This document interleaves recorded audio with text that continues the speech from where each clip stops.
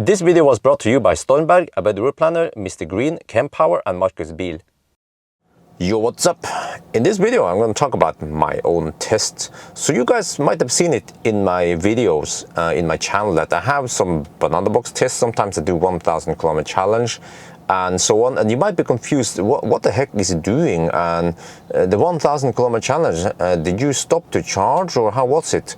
And then why are you driving at 90 kilometers per hour in the 110s when everyone is overtaking you? So in this video I will explain in detail what all those tests are for, why I think it's relevant, and all the whole test setup and the criteria, all the rules I apply to the test. So we will just look at this spreadsheet. It's called TB test result. You find it in the description, by the way. Many times I refer to this spreadsheet or the Excel. You guys see some table in the result, and this is the banana box test. So why did I make the banana box test? Because I wanted to measure the space in various cars, and I suspected that the manufacturer claim of number of liters in the trunk might not always correspond with real world, and also in real world you might have some bulky items like baby stuff, but for example suitcases, and then you can't have that 1 liter units you fill in here. So I thought about using toilet paper, but the problem with toilet paper is that you can squish them together and they have small units. And then I ended up with banana boxes. So banana boxes has been my industry standard for many years, and you have some limitations in the sizes of the boxes. And also, by the way, yes, some of you guys wonder, yes, some boxes are actually slightly smaller than the other ones, but that's real life. You can't have exact same suitcase size, right? So yes, we just know that I have 3 smaller boxes. Those are like the joker cards I tend to use whenever I can. But as you guys probably noticed, I reuse the same boxes for every test, so it's still relevant and it's still fair to compare it against other cars. So I can show you guys that here. What does all these numbers mean, by the way? The first thing I do is that I try to fit as many as possible in a trunk without folding the seat. So the trunk thing here is how many we can fit in the trunk, and then the +1 is actually in the front. And you see that not many cars have a front, but then is there something else? Okay, and then also for some cars, for example Ioniq 5, you can recline the seat, or you can push the seat also, slide the seat slightly forward. So I think I actually cheated and I went all the way forward with the seat on those cars. I think same with the Model Y.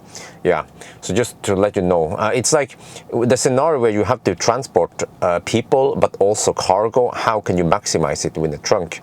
And then the next one here is when we folded the seats, then we count, it's pretty much whatever you can fit behind the seat, front seats, without filling the front seat. You probably noticed that we haven't filled the front seats. We only fill from here and back, but all the way to the roof. How relevant is it? Yeah, I don't know. It's just the way I define the test. I'm not claiming that that's the right way to measure it. It's just the way I figured out we should measure it. So no stuff in the front, and also we have it in the position where we can sit and drive for the driver, but also for the passenger. So we don't cheat and put the passenger way forward. And also I'm not in a Toyota driving position. I'm in a normal driving position. So that's the whole criteria for this test. And then so the seats folded is whatever you can fold in the back plus whatever you can have also in the front. So for example 28 here, I managed to fit 27 +1 in the front. So that's the way I count everything here. The reason why I chose banana boxes is that it seems like in many countries they have banana boxes. That's why. Because if I, for example, choose IKEA boxes or something kind of country specific, then it's harder for you guys to replicate it. And that's also the baseline for my test, is that it's possible for other people to do it, because I do it, many of the tests, I do it on public roads. I am very transparent on what the test is all about. So it's easy for you guys to verify if I'm just bullshitting with you or if the result is correct. So feel free to verify my results, by the way. Next one is weight, not much there. Oh yeah, also, why do I actually weigh the car? So I weigh the car on a weighing station, and those weighing stations, they are regularly calibrated. The trucks use them. You will notice, at least in Norway, they have 20 kilograms increments, and many times when I say it's kaput, it says CA on the display. It actually means that it needs to be calibrated regularly. So why do I check the actual weight here? Well, first of all, I want to know the weight distribution, because that one you don't see it in the car's document. And also I found out that the weight in the car document is almost always incorrect. It's in most cases too low. So many cars we check here, if you look in the car's documents, it's supposed to be lower, but the real world it's not. It's actually heavier than that.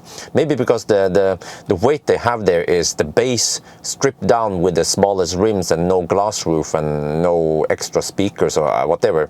And also the weight I have here, by the way, is with 75 kilogram driver and a little bit of camera equipment, maybe just 5 kilograms. But yeah, so it's very close to the unladen weight, which is a standard. I think that's in Europe, which requires you to have roughly 70 something kilogram driver plus some fuel, I think, but we don't have fuel. So yeah, that's how it is, and the distribution of that. So very also nice to know this weight. I gathered the data here. There's lots of data. I gathered it a long time ago, and it seems to be relevant when we start looking at other stuff like acceleration and braking, for example. I don't know if you see a trend here. German. Okay, this is kind of German-ish. German. Okay, this is a van. It's a hybrid thing. German. This is the first American. You see, the German cars, they tend to be heavy, maybe because they have lots of soundproofing. But and also it's also interesting to see that, for example, Model S Raven here is a freaking 100 kilowatt hour battery, and it weighs less than, for example, e-tron 50 Sportback with 71 kilowatt hour. But that's an SUV, so it's not fair. But let's say e-tron GT, for example, 93, a slightly smaller battery, but heavier than the Model S, and the Model S has more space. But okay, haters gonna hate now. Okay, anyway, but what I'm saying is that Tesla at least is pretty good at saving weight. They're trying to keep the weight down. For having lower weight has lots of benefits. For example, better acceleration, better braking performance, slightly better consumption, but the consumption part is not that affected by weight. Yeah, okay, anyway, back to handling, of course. Yeah, acceleration, big ass spreadsheet. So I measure this with a device called Draghi. I don't have it here, but there's a small device. It uses GPS, has 10 hertz precision. It's very well known in the drag community to use Draghi. So we just mount it in. I use Bluetooth, and then we measure it very consistently and very accurately how the acceleration is. So and again, why do I measure this? Because I can show you here that manufacturer spec and actual speed is not the same. And also one thing to point out is that Tesla, for the performance version, for example, the high performance Raven or performance whatever, right? They will actually, when they say manufacturer spec, they count with 1 foot rollout. But then for the non-performance, let's say long range or something, then we look at the actual speed here, not the 1 foot rollout. That's the way Tesla doing it. Sneaky, yes. But yeah, so the reason why I measure this is because, again, the actual acceleration is not always the same as the manufacturer acceleration. And it's also interesting to see how they accelerate. Some cars are very fast off the line, for example Model 3 here, even faster than Taycan, you see, because it's so light. And again, here it's also relevant to see the actual weight. The one in red here is because I haven't verified it. It's just based on manufacturer claim, but or car document. But you can actually, you can expect that the actual weight is slightly higher than this. And then horsepower here again, not verified. But again, very useful to see this one. I don't know how relevant this is. In general, they don't get that many views, but also interesting to see. I learned a lot by doing these tests, is that rear wheel drive or front wheel drives, they are more affected by winter tires or traction. For example, here Frigus EV, these are winter tires.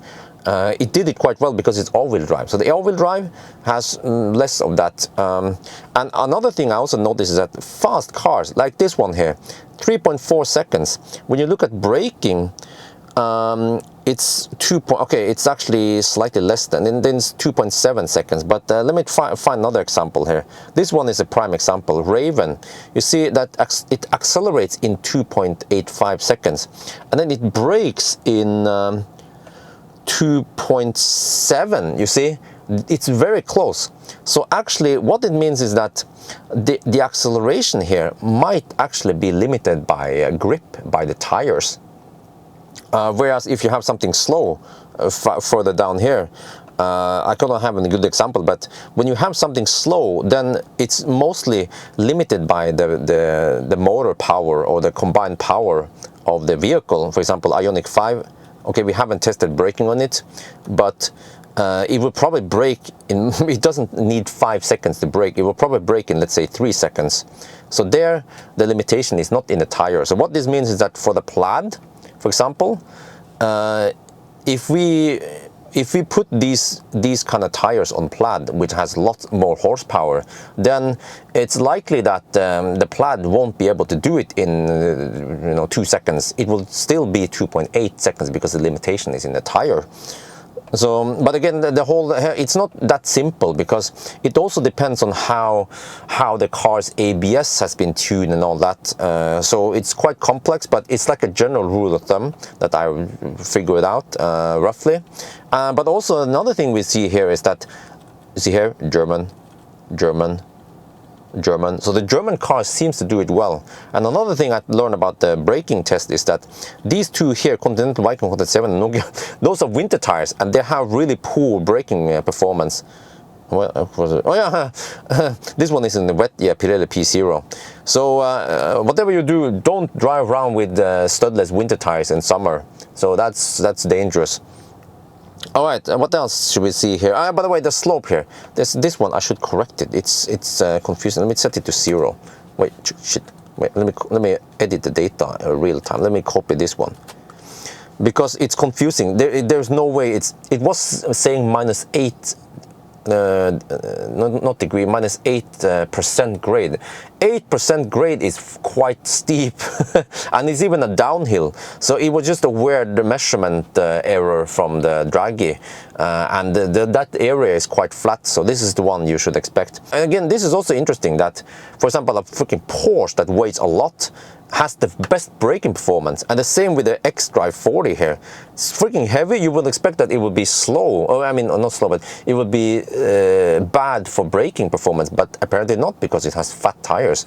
And again, what I learned from these tests is that wide front tires, you see here and here, they have relatively wide front tires, and also this one will actually help for braking performance. But based on this, I get the impression that the German cars, they are doing a better job at ABSing or braking than, for example, Tesla.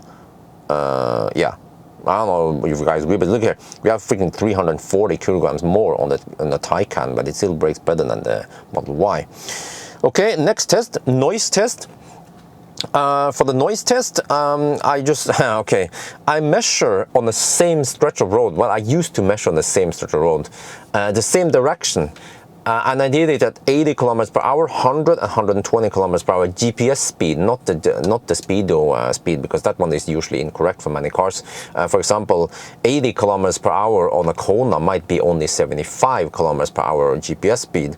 So that's also very important. One thing I have to admit I haven't taken account is wind. Wind might actually also affect this. So I try to avoid times when it's too windy, because I only do it in one direction. What I should do maybe is to do it in one direction, then another direction, then take the average of those two. Because I don't know how advanced I need to do all this. But yes, I used to measure on one lane the right lane, but I recently switched over to the left lane. So some of these measurements, most of these measurements are measured on the right lane. Some of them are measured on the left lane, which tends to be smoother and quieter, and that could be actually 1 to 2 decibel more quiet. But anyway, this still gives a guideline of how noisy each car is. And also what I should point out is that I haven't analyzed the frequency response, because in general what I got the impression is that German cars, they tend to muffle the noise better so that you have more rumbling, rather than some of these other cars like down here, right? The noisy cars, you have more higher frequency, which is less pleasant than listening to some rumbling if you can choose. So again, in general, the German cars, let me see here, German, okay, kind of German-ish. It was designed in München, German. This one is not German, okay, German, okay. But you see, German cars, they also dominate on the top here, being the most quiet ones. And also split between summer and winter, because at least in Norway, the winter tires, they are softer. And remember that on that surface I drive on, there is somewhat rough asphalt, and then if you have summer tires, it will create more noise. It might be different in your country, in France or Netherlands, where you have smooth asphalt. And over there, if you use continental winter tires, or whatever they call it, the one for the continent, not the Nordic friction tires, then you might actually have noisier winter tires. But that's not the case here. That's why I split it, because in general, winter tires on my test stretch will be quieter than summer tires. So it won't be fair to compare them in the same table. And lots of data here. By the way, yeah, aftermarket sound. I've done some soundproofing on the Model 3 Performance. That's the MC Hammer. Well, this is going to be a long video. Let's keep going. Okay, a range test. This is quite long. I know I should have added date here. I'm thinking about how to do this. The table is getting too big. That's the problem. So I have to explain here what this means. So we have car model here, right? We have the surface.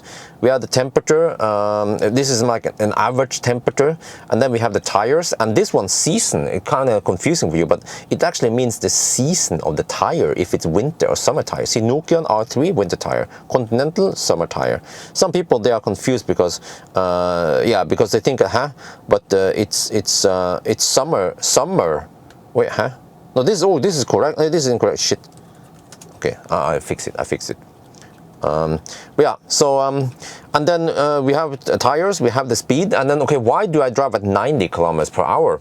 Because actually in many countries like Norway, or it depends where you're going, but in many places you cannot simply drive at 120 kilometers per hour faster. If you're commuting, or if you drive a city or some places, Landstrasse, Bundesstrasse, or whatever, you want to go to Hallstatt or somewhere where there is no autobahn all the way there, then you have to drive slower. And that's why I figure that 90 kilometers per hour test will kind of simulate that one.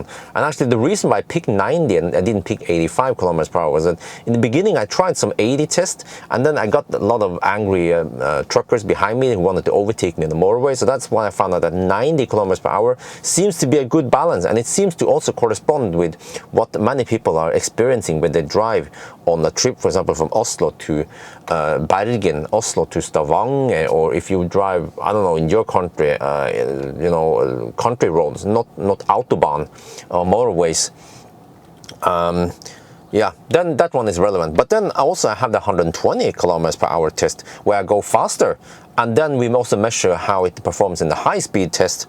And you also see that I also find out the watt hour per kilometer, and everything has been corrected for distance error. I should also explain that, but when I do 90, you will see that many times I cruise at 92, 93 kilometers per hour in the speedometer, because I measure the GPS speed, and we go by the GPS speed. And many cars, many of you guys are confused, because if, for example, if a car is under-reporting the speed, right, you have to cruise at 93, but the real speed is 90. And then you think that the same applies for distance, but no, I found out that the distance is measured also incorrectly. Depends which car it is, but it doesn't correspond like the speed versus the distance error. It's not always like that. So that's why I drive a fixed route that I do, 182 kilometers every time, so we don't have to wonder about that, whether it's correct or not. We just assume that's the 182 kilometer stretch, and then we test every car on the same stretch, and some cars report 180 kilometers, some cars report 180 183, 184 kilometers, and then we apply the error, and we then also correct for the consumption, because the consumption is actually incorrect. How the heck does the car know what the consumption is? When we are driving, the car measures how many kilowatt hour we pull out of the battery, and then the car counts the kilowatt hour, and it divides that by the distance it thinks it's driving. So for example, Tesla, which is many times over reporting distance in the trip meter, it would then divide it by the incorrect number, and that's why we have to correct for it. And then actually the consumption we see in Tesla is usually a little bit optimistic, so the consumption is actually slightly higher than that. And then for cars under reporting distance, then the consumption we see on the display is lower than that. So that's, you know, to be as correct as possible. A, B, C, always be correct.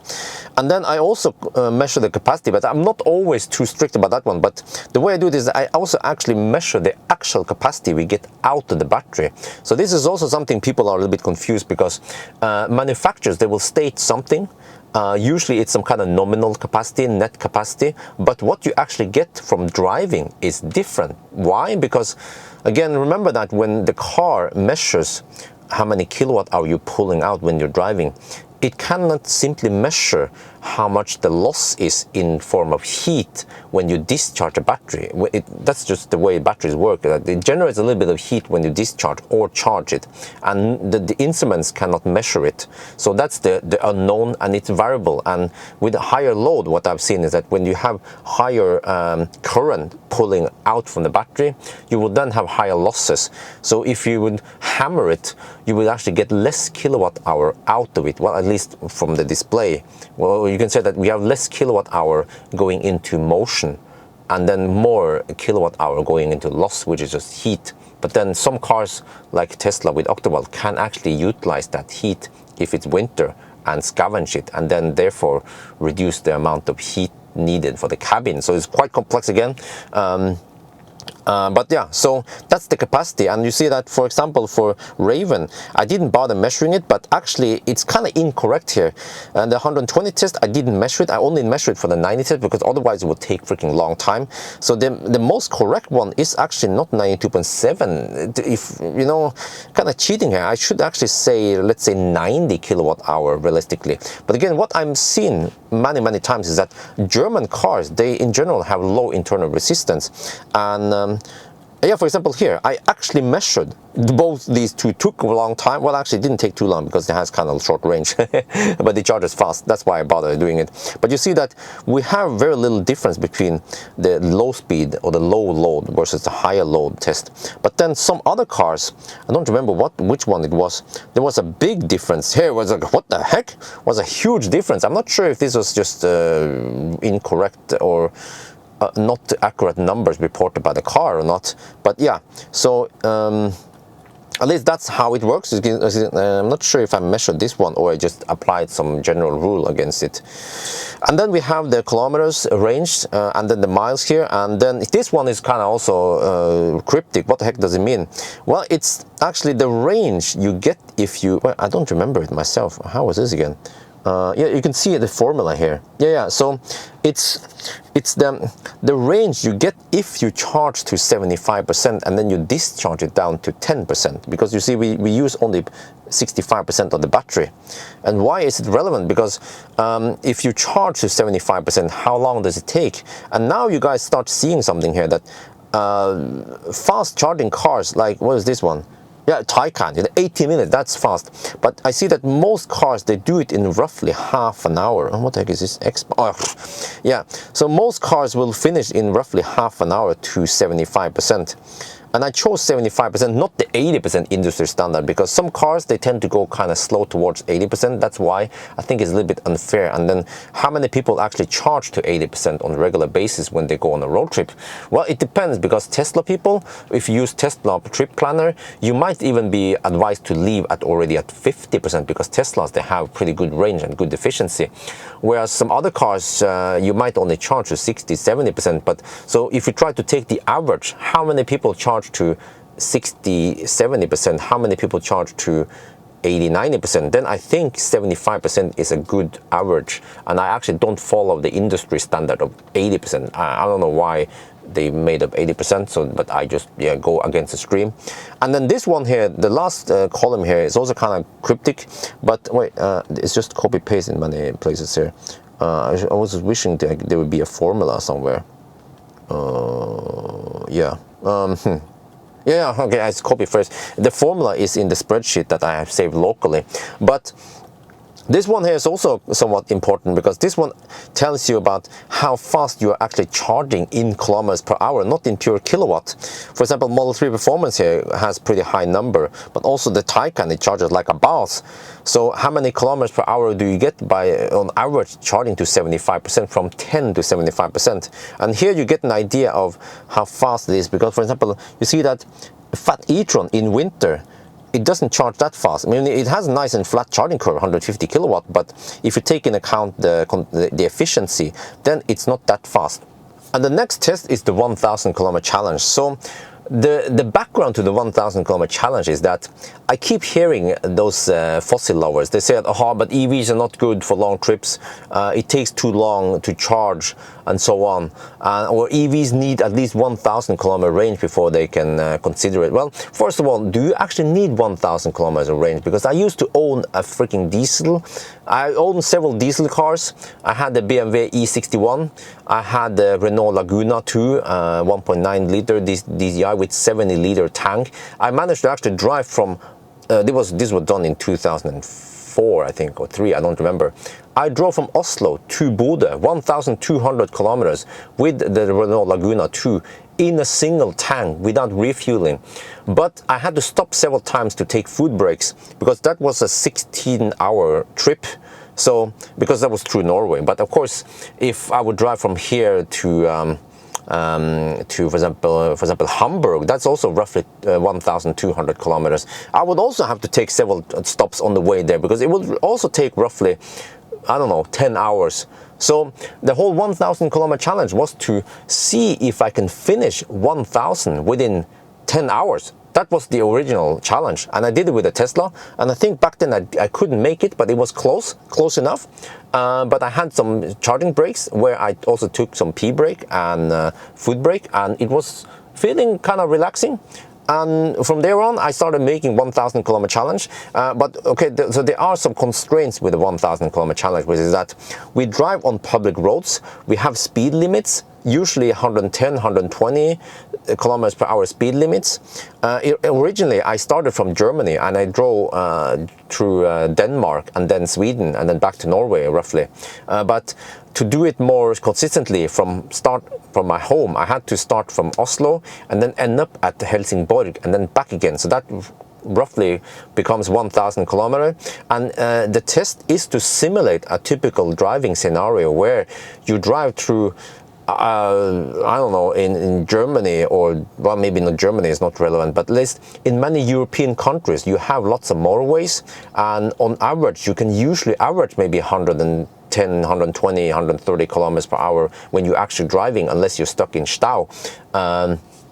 And also, so you have speed limits. Even in Germany, you know, in daytime, you have to follow some traffic anyway. You can't just hammer it. So that's the whole idea behind it, that you can't, I don't go too fast. You know, I don't hammer at 160 kilometers per hour, because that's not relevant in many places. And what else? Yeah, and I also included charging stops, so that's included, but I don't count how many charging stops, because I don't want to focus on how many charging stops each car takes, because I want to just take charging stop to make it as fast as possible. So it actually means sometimes that we charge only to 50%, we charge for 10-15 minutes only, which is not, in a way, not realistic, because many people, they will probably charge a little bit longer, but we are just trying to measure what the car is capable of at the maximum speed. So maybe I should change it so that by default I charge to 80% every time, but that's also not relevant, because some people might only charge to 60%, especially with Teslas. So I don't want to strictly follow that one. But okay, and then I also try to supply all the information as much as I can here about watt hour per kilometer, the average speed. Average speed is including charging stops, by the way. And I also have the date, since we have space for it. I actually don't count which tire it is, which is kind of irrelevant, but I guess not too relevant here. And also sometimes I do night runs, sometimes I do day runs, and I also had a video recently about deductions, but because remember that we are comparing different cars here, so I also need to deduct from time to time if somewhere irregularities happen, so that every run is as fair as possible, as if it would be on the same day with the same conditions, something like that. So in case we have an accident, I mean, in case there's stau or something in one day, then it would be fair to compare it against other cars, something like that. Also include the price here, because that could also be relevant to see.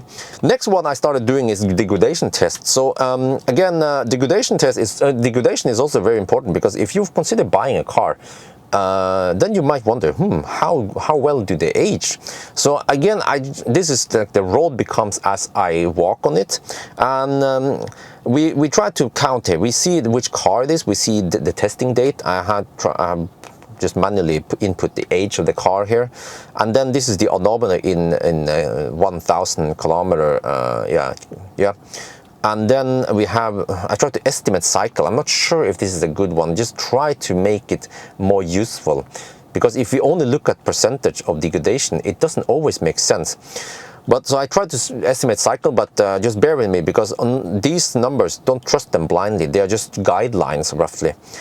This one is the gross capacity, which is the actual capacity, or the total capacity for the whole battery. But then what matters is actually the net capacity when it's new, and for some cars I have the net capacity, some cars I don't, so I just have to guess based on lots of other things I know about that car. And then we have the actual kilowatt hour I get out of it. And again, when we look at, we can go tap into the BMS on many cars, on the OBD port, and we can find something called state of health in many cars. Many of those cars are just, we call it per battery. It's just way all over the place. So for example, if you look at Seoul, for example, the Kias, they will report high state of health, and you think that, oh, the battery is in good health, but when we actually measure it, we find out that the state of health is way lower than that. So that's why I don't trust state of health. It's just like a guideline. I guess the BMS thinks it knows roughly how much it is, but it doesn't. It depends on which car it is. And also, one other thing I should mention is that for most of these tests, I will actually charge the car to 100%, and then I discharge it by driving slowly. I just choose 90 kilometers per hour because I think that's good enough. If you hammer it, if you have hard acceleration, you will then have some losses, and that will mean that it could look like you have more degradation than it is, right? But the reason why I do it like I do is because I charge it, and then I discharge, and then I measure how much you actually get out of it, because that's what matters. How much energy you get out of it, because what is the purpose of having that car? Do you own that car just because you're going to charge it up? No, you own that car because you drive it, because you discharge it. And as the battery ages, you will have more and more internal resistance in the battery when you have those dentures, whatever it's called, when the lithium batteries start degrading. And that means that an old battery has more internal resistance. I also noticed this, that when I test the new cars in the range test, you know, when I talk about this tab, the net capacity I get here is close to what the manufacturer claim. But as the battery ages, the actual kilowatt hour I get from it differs more from what the car thinks it gets. And the rest is, I guess, in degradation. I mean, in heat loss because of increased internal resistance. So, because some people disagree with my method, they say that no, you should charge up the car, and then you know how many kilowatt hour you pull from the grid, and then you try to charge up the car again in 2 years, and then you know how much you pull from the grid. But I disagree with that method, because they could be for charging for charging. Some cars like Tesla, if it's cold or if it's hot, it might run some background stuff to pull extra hidden, like phantom drain that you don't see. Some cars, if it's cold, it might even pull extra to heat up the battery or cool down the battery. So And also the efficiency of the onboard charger might change, or it might actually be different. Oh yeah, the efficiency of the onboard charger also depends on if you're charging on one phase and how many amps you're charging at. So that's why I think that just looking at charging is not correct. By the end of the day, you are discharging the battery when you drive it, and that's the way you should do it. Okay, so right, very long explanation here, my reasoning behind it. And then we find this degradation number, which is, well, you can take 100 minus this one to get the state of health if you want to look at that one instead. But again, just looking at this one, what I've learned after taking so many degradation tests is that the age over here doesn't matter too much. I mean, it still counts a little bit, but what counts is the odometer. And then by the end of the day, but the odometer is kind of unfair because Tesla with a big battery needs less cycles than BMW i3. That's why I also invented the whole cycle thing here. And also I made this kind of degradation based on cycle to kind of rank them based on how much they drive versus the degradation. Again, it's not 100% correct, but it gives you a guideline. And then by the end of the day, what I'm saying is that the Kia Soul, as you guys see here, this generation here degrades more than, for example, e-Golf. That's what I found so far on this by testing this. But then I heard that the 30 kilowatt hour generation has a different chemistry and it's way better. So eventually I will test that one. So again, this is very useful for people who consider buying an e-Soul, because back in the days I thought, oh, e-Souls are great. They have big battery, they have active cooling, all of that. Whereas e-Golf doesn't have active cooling. Well, it turns out that e-Golf actually degrades better. Or it has lower degradation. So if I would buy second hand, I would also consider e-Golf. The only problem with e-Golf, from what I also heard, is that the parts are expensive. So stuff starts breaking on the e-Golf. I've seen it break in charge port, broken this, broken that, stuff in the car, and then it's really expensive to repair versus Soul. So but I don't have any repairs test for that one. Okay, Sunday driving is kind of short one, just more like fun. It's not a standardized test. It's not too strict rules, but that one, just for fun, I drive and I have HVAC off. Yeah, I should mention that when I test range test here, I will always have HVAC on and automatic. Try to keep it at 21 degrees Celsius. Some German cars, they tend to be a bit stingy on the heat. Then I might crank it up to 22 degrees Celsius. But when it comes to the Sunday driving, I turn off HVAC, or I have it on, I call it only fan, which is I switch off if it's kind of warm outside. I switch off the compressor and only run the fan, so I call it only fans. And then what happens is that like here, you actually get better range than VLTP. Many cars you get really good range, and this one is more like for fun, more like scenic route for fun, and we drive a little bit and we see how efficient can we actually get those cars, right? And then this one, the Arctic Circle, what? Do I have so many tests? Okay, Arctic Circle, I kind of stopped doing it because it takes too long, but I had those Arctic Circle runs, and the reason behind that one was that I wanted to see how some cars will be able to handle an area without high power chargers. So I went to the north, and also it's kind of like similar to 1000 kilometer challenge. The route is actually, I have it here, it's 953 kilometers from Oslo to Mo i Rana. But it's via Norway. So you see that the average speed here is way lower. Even the fastest car has the even lower, 82 kilometers per hour. If you look at here, way higher average speed, 82 kilometers per hour is, yeah, here, some of the slower cars here. So just to give you an idea how slow it is to drive through Norway. This one was also kind of like scenic route, and at least on the way up I hammered it, on the way down I took it easy.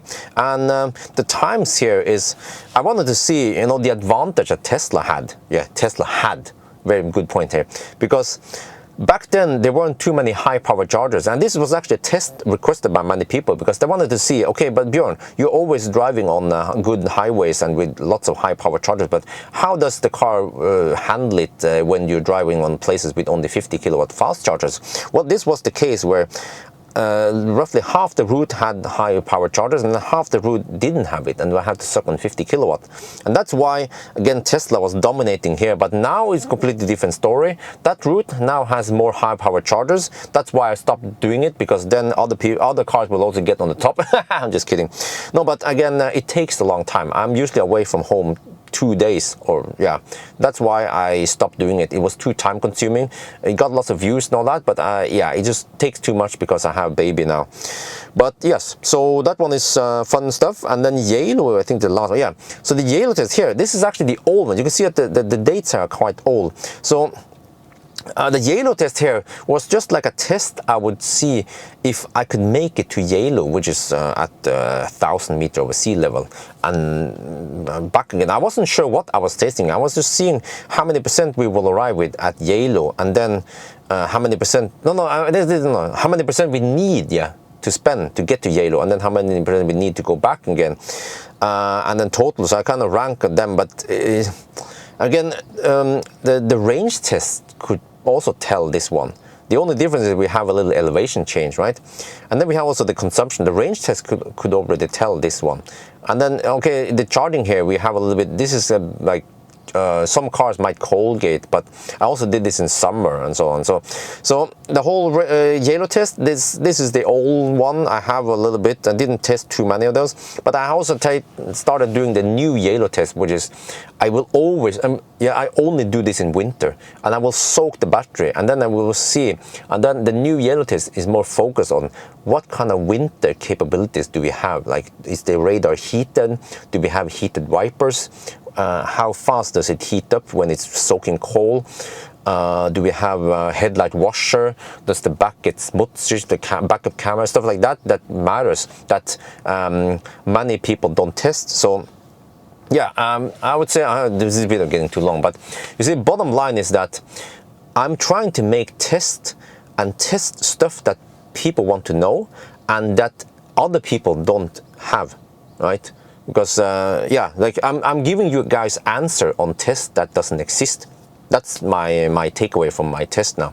So I don't know, it's a very long video, but hopefully this gave you guys some insight in why I tested like this. And yeah, I might change some of it, but if I change some of the stuff here, then I might have to redo a lot of the tests. But I think it works kind of fine by now. We try to keep it simple, but also give some relevant results for people. And I think many people who watch my videos, my 1,000 kilometer challenge or Yellow test even. I remember there was one guy, he watched my Yellow test, the old one, and he was like, ah, you could make it to Yellow with an e-tron 50. You just have to charge up a little bit. So then he went for the e-tron 50, right? And some people, they watch my other videos, Banana Box or 1,000 kilometer or range test, and then based on that, they figure out what car they want.